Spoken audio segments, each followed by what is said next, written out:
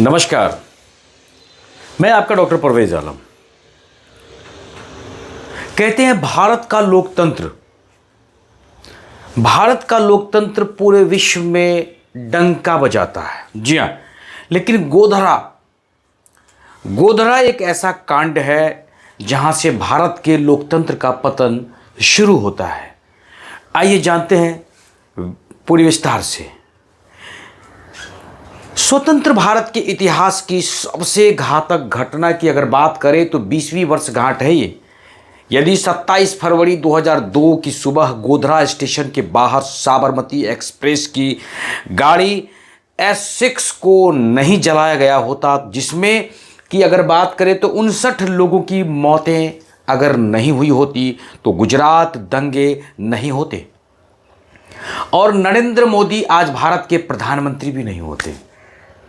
यदि वह दुखद घटना नहीं हुई होती तो भारतीय जनता पार्टी आसानी से विधानसभा चुनाव हार सकती थी, जो मूल रूप से अप्रैल 2003 में निर्धारित था। लेकिन हिंसा के कारण हुए धार्मिक ध्रुवीकरण का फायदा उठाने के लिए मोदी के आग्रह पर इसे दिसंबर 2002 में करा दिया गया।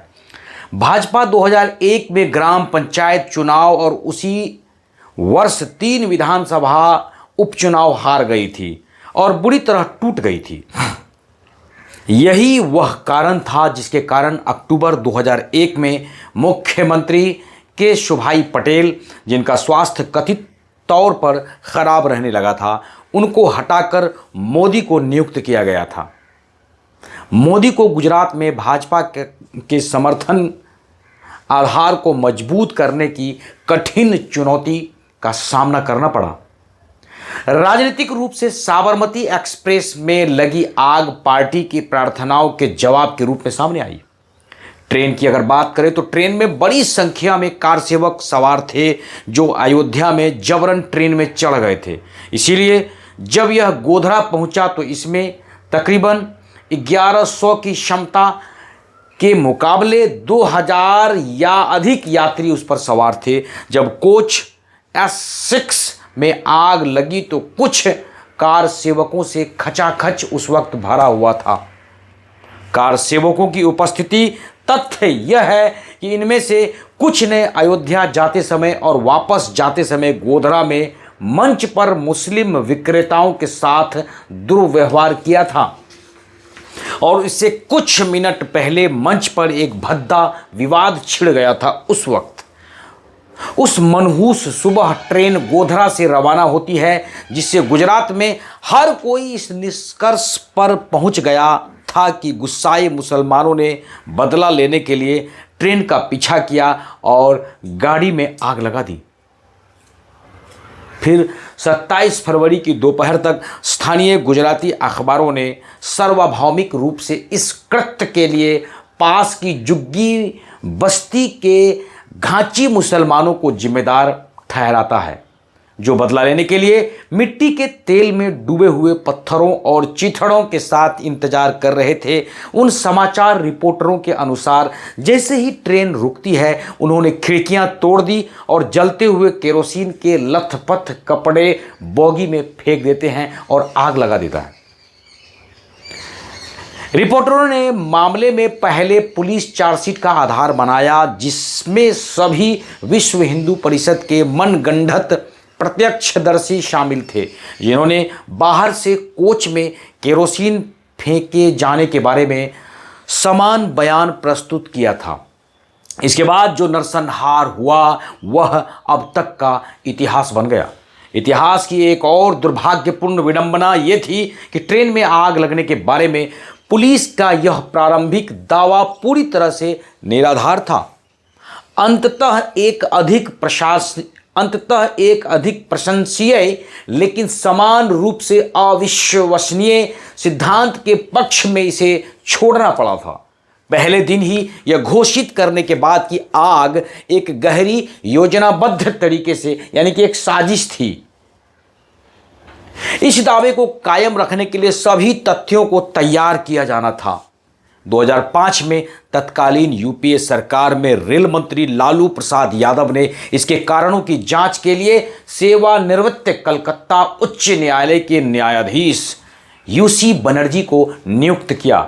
बनर्जी आयोग ने सबूतों की दोबारा जांच करने के लिए विशेषज्ञों की 5 सदस्यीय टीम को नियुक्त करता है। 3 साल के अंतराल के बाद विशेषज्ञ समिति के पास ऐसा करने का केवल एक ही रास्ता बचता था। अन्य गाड़ियों को देखें तो जिनमें आग लग गई थी उनमें जलने और धुएं के पैटर्न की तुलना S6 से की जाती है। पहले फॉरेंसिक जांच के बाद रेलवे यार्ड में 5 जली हुई गाड़ियां सुरक्षित थीं। इनमें से एक में जलने और धुएं का पैटर्न लगभग वैसा ही था जैसा कि S6 में पाया गया था। उस आग का कारण ज्ञात था, इसमें कोई संदेह नहीं था। यह गाड़ी के केंद्र में शुरू हुई थी। संभवतः S6 की ही तरह अधिकांश मौतें दम घुटने से ही हुई थी।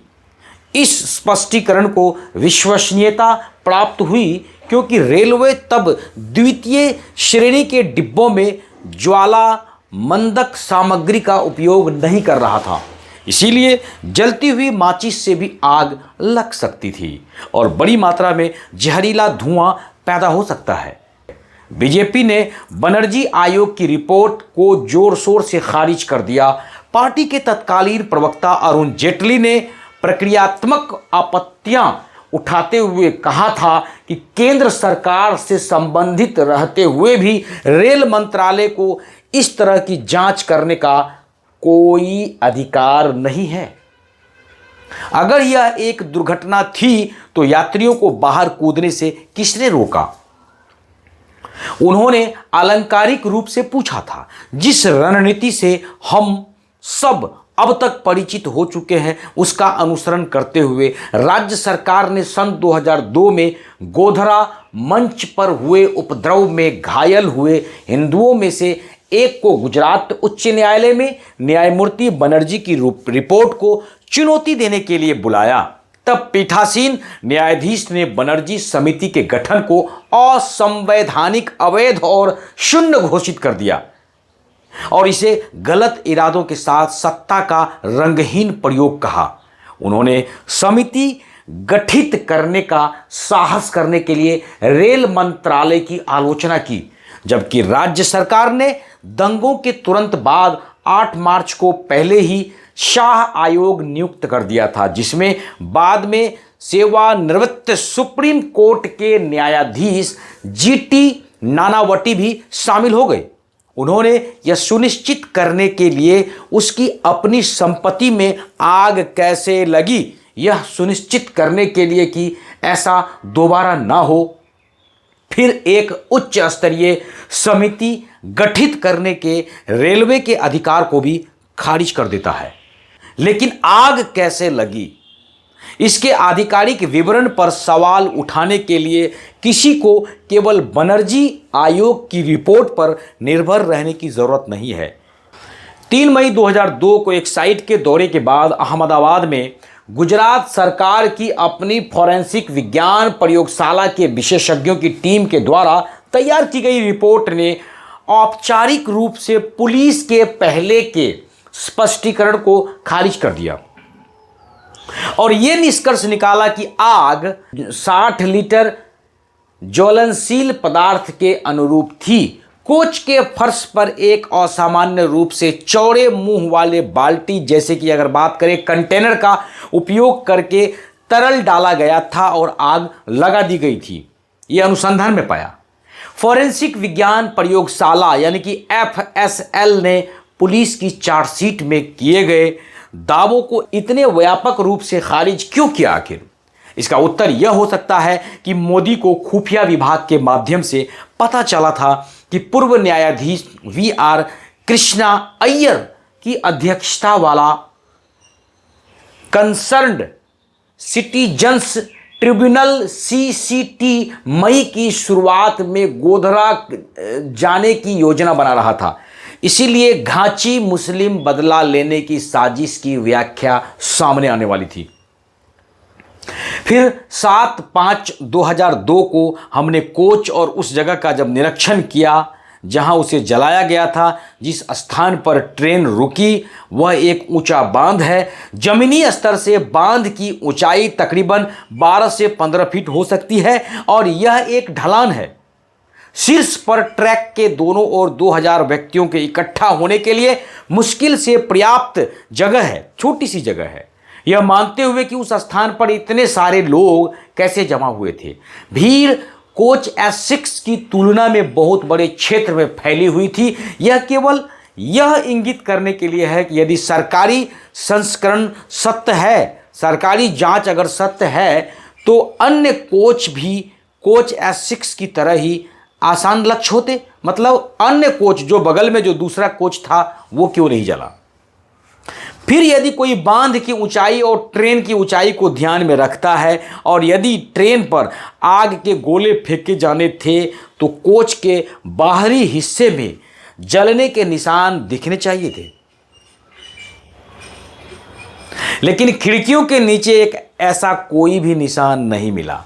जले हुए निशान केवल खिड़कियों के आसपास और उस ऊंचाई जो हाइट थी उस ऊंचाई से ऊपर देखे जा सकते थे। यह एक स्पष्ट रूप से संकेत यह था कि आग कोच के अंदर लगी और खिड़कियों से बाहर निकलने वाली लपटें खिड़की के स्तर से ऊपर डब्बे के बाहर फैल गईं। यह स्पष्ट था कि आग अंदर से थी, बाहर से नहीं। लेकिन आग अगर भीतर ही लगी हो तो उसे कौन जला सकता था, सवाल यह उठता है। तो माय डियर फ्रेंड्स, गुजरात सरकार को एक ऐसे उत्तर की आवश्यकता थी जो आने वाले दिनों में हिंदू समुदाय द्वारा मुसलमानों को दी गई सामूहिक सजा को उचित ठहरा सके। FSL के वैज्ञानिक विश्लेषण के आधार पर पुलिस एक नया स्पष्टीकरण लेकर आती है। जांच अधिकारियों ने दावा यह किया कि जब ट्रेन सिग्नल फालिया के सामने रुकती है तो कुछ मुस्लिम उसमें चढ़ते हैं।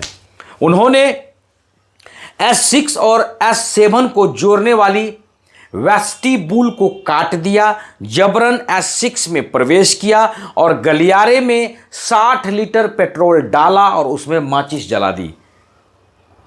ये सामने आया। पिछले 2 दशकों में इस सिद्धांत की बेतुकी बातों को कई बार उजागर किया गया। सबसे पहले चूंकि बाल्टियां हाथ से ले जानी पड़ती और बहुत कम बाल्टियों की क्षमता 20 लीटर से अधिक होती, इसीलिए ट्रेन में कम से कम 3 बाल्टियां ले जानी पड़ती।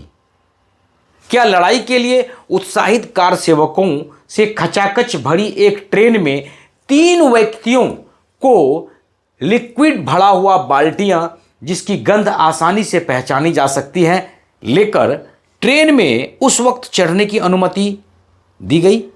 तो क्यों दी गई? जहां शत्रुतापूर्ण मुसलमानों को एक बड़ी भीड़ पहले से ही एकत्र हो चुकी थी, स्पष्ट रूप से नहीं। यही कारण है कि पुलिस को इस बेतुके दावे की पुष्टि करने वाला एक भी यात्री नहीं मिला। जैसा कि मृतकों और घायलों की संख्या से यह पता चला है कि आग लगने के समय गाड़ी में तकरीबन 108 लोग थे। उन लोगों की गिनती नहीं की जा रही थी जो डरे हुए यात्रियों के दरवाजे पर भीड़ शुरू होने से पहले भाग निकले थे। यह समझ से परे है कि फोरेंसिक विशेषज्ञ ऐसी प्राथमिक गलती कर सकता है। पहली गलती आखिर कैसे? तो एकमात्र स्पष्टीकरण यह है कि उन्हें एक और स्पष्टीकरण खोजने का आदेश दिया गया था जो मुस्लिम समुदाय पर दोषारोपण की उंगली उठाता रहे, और वे बाध्य हुए। फिर 27 फरवरी 2002 को अहमदाबाद में विहिप कार्यकर्ताओं ने सड़कों पर घूमकर घोषणा की कि अयोध्या में अपने पवित्र मिशन से लौट रहे बड़ी संख्या में कार सेवकों की गोधरा में मुसलमानों ने जिंदा जला दिया है। 28 फरवरी को उन्होंने जली हुई और न पहचानी जा सकने वाली लाशों को ऊपर उठाकर शहर में जुलूस निकालता है ताकि अगली सुबह शहर में नफरत की लहर पैदा हो जाए। उनके कृत्य चाहे कितने भी निंदनीय माने गए हो, किसी को उन पर संदेह नहीं होता है। आज भी लगभग किसी को संदेह नहीं है ये सचमुच में कार सेवकों की ही लाशें थी। लेकिन दुर्भाग्यपूर्ण S6 गाड़ी में यात्रियों की पहचान के करीबी विश्लेषण से यह पता चलता है कि मरने वालों में से अधिकांश सामान्य यात्री थे जो अयोध्या में कार सेवकों के हमले से पहले लखनऊ और मध्यवर्ती पड़ावों पर स्टॉपों पर ट्रेन में चढ़े थे। लखनऊ में गाड़ी के लिए रेलवे बुकिंग चार्ट से यह पता चलता है कि गाड़ी S6 में तकरीबन 72 बर्थों में से 43 की बुकिंग पक्की हो गई थी। इनमें से 19 वयस्क पुरुषों के लिए और 19 वयस्क महिलाओं के लिए और 5 नाबालिगों के लिए। बुक किए गए यात्रियों में से आधे से अधिक परिवार एक साथ यात्रा कर रहे थे। अन्य 23 यात्री मध्यवर्ती स्टेशनों पर ट्रेन में चढ़े थे बीच में। चूंकि उन सभी के पास बर्थ पास था, यदि कोई हो तो गाड़ी के दोनों सिरों पर बने वेस्टिब्यूल के पास कुछ अलग ही लोग रहे होंगे और इसीलिए अब आग लगी तो वे भागने की स्थिति में थे। सबसे पहले मरने वालों में सबसे कमजोर महिलाएं और बच्चे होंगे। 3 दिन बाद की गई मृतकों की फॉरेंसिक जांच से इसकी पुष्टि होती है, जिसके बाद यह पता चलता है कि मृतकों में 20 पुरुष, 26 महिलाएं, 12 बच्चे थे। कुल मिलाकर 58 मृतकों में से 38 का लिंग और उम्र कार सेवक बनने के लिए क्या गलत था या सही था? क्या उसको करार दे दिया गया था कि कार सेवक है? यहां तक कि हताहत हुए पुरुषों में भी बड़ी संख्या में शायद अधिकांश मारे गए होंगे, क्योंकि वे अपने परिवारों के साथ थे, बाहर निकलने की कोशिश कर रहे थे जब तक कि धुआं उन पर हावी नहीं हो गया। मारे गए कार सेवकों की संख्या और भी कम हो सकती थी, जैसा कि न्यायमूर्ति VR कृष्णा अय्यर की अध्यक्षता वाले संबंधित नागरिक न्यायाधिकरण ने बताया था कि इनमें से कुछ को छोड़कर बाकी सभी शारीरिक रूप से हिष्टपुष्ट थे, स्वस्थ थे, युवा थे जो ट्रेन में चढ़े थे। उनके बीच की बजाय गाड़ी के अंतिम छोर पर होने की अधिक संभावना थी और वे जलती हुई गाड़ी से आसानी से बाहर निकलने में सक्षम थे। वास्तव में कई लोगों ने ऐसा किया था। यह इस बात के तथ्य से पता चलता है कि 43 यानी कि 43 व्यक्तियों के बारे में पता चला है कि वे गाड़ी से भागने में सफल रहे थे। उनमें से केवल 5 को अस्पताल में भर्ती कराने की आवश्यकता पड़ी थी। इन सब को ध्यान में रखते हुए यह संभावना नहीं है कि मारे गए लोगों में से 1 दर्जन भी कार सेवक थे। समझ में आ रहा होगा? 27 फरवरी 2002 की घटनाओं को देखते हुए यह निष्कर्ष निकालना मुश्किल नहीं है। ये तो बीती हुई बातें थी जो मैंने आपको बताया। हमारे भारत के प्रधानमंत्री श्री नरेंद्र मोदी जी हैं, वो बड़े ही बहुत अच्छे हैं, क्योंकि हमारा देश अभी सर्वोपरि है। शायद आने वाले कुछ सालों में हमारा देश सबसे आगे हो जाएगा। अभी भी वैसे भी हमारा देश पूरे विश्व में डंके की चोट पर बोल रहा है। तो माय डियर फ्रेंड्स, ये हमारा अपना विश्लेषण है, ये हमारी अपनी सोच है। अब आपकी क्या सोच है कमेंट में आइए और बताइए। तब तक वीडियोस पर बने रहिए, मस्त रहिए और खुश रहिए। जय हिंद, जय भारत।